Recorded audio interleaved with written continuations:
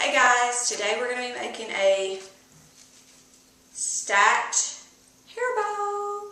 And believe it or not, I've already given you everything that you need for this hair bow right here. There's 1, 2, 3, 4 parts to it, which are the classic boutique bow. And I'm going to put the little link to that tutorial right here in the form of a box. Hopefully it shows up. You're going to need the pinwheel tutorial right here, hopefully. You're going to be working with the surround bow.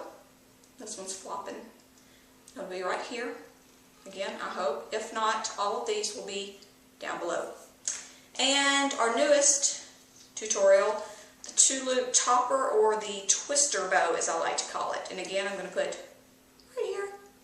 Now I'm going to show you how to put them all together. It's very easy.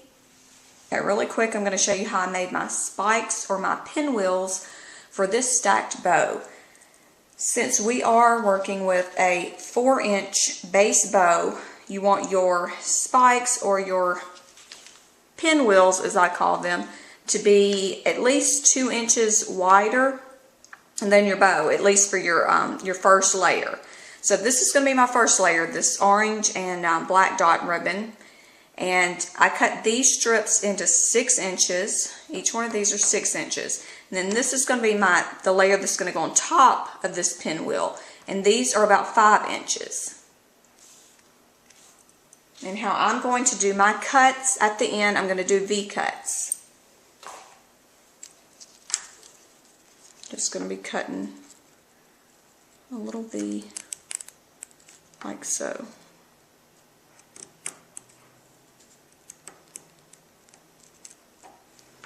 And that's going to be our V-cuts, and I'm going to do each one of my ribbon pieces like that and then heat seal them. And then I'll show you how I'm going to put them together.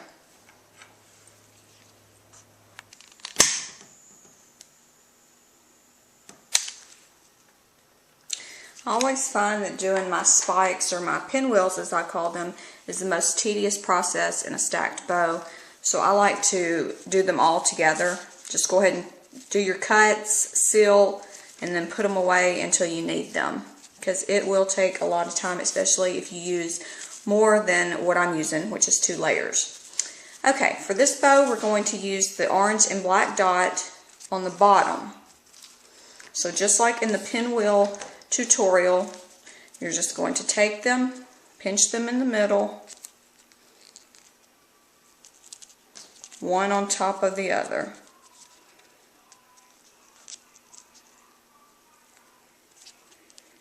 Make sure you secure them.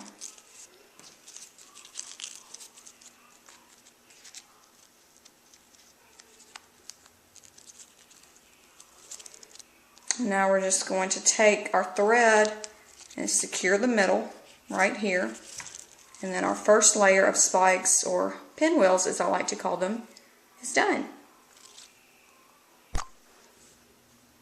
Our pinwheel has been completed. Just fan out your ribbon pieces, and now you're ready to put this on top of your base bow. On the bottom, you're going to need your base bow, which I'm working with the 4.5-inch classic boutique bow. On top of it, you're going to put a little dab of glue right here in the center, and you're going to take your pinwheel and just glue it on top, like so.